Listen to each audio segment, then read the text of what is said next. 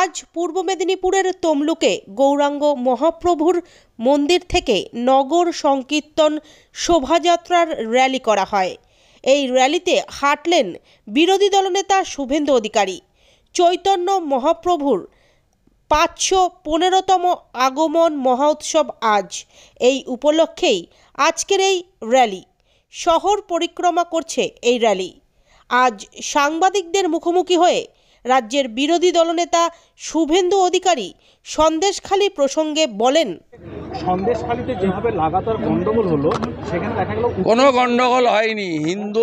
হিন্দুদের উপর আক্রমণ হয়েছে। হিন্দু মায়েরা বোনেরা ভোগ্যপণ্য, লজ্জা রাখার জায়গা নেই।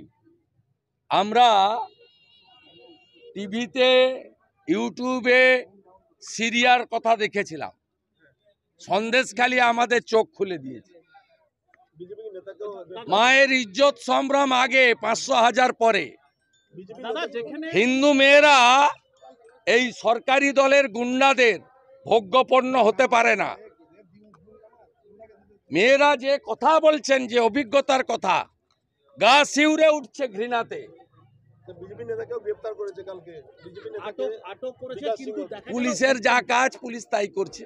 পুলিশের কাজ দলবাজি করা, বেশিক্ষণ এগুলো হবে না। সাধারণ মানুষ তো প্রশ্ন করছে, উত্তম সরকার, শিবু হাজরা, এদেরকে কেন পুলিশ গ্রেফতার করছে না এখন? সাধারণ মানুষ না, সে তো পুলিশ রাজনৈতিক দলের ক্যাডার।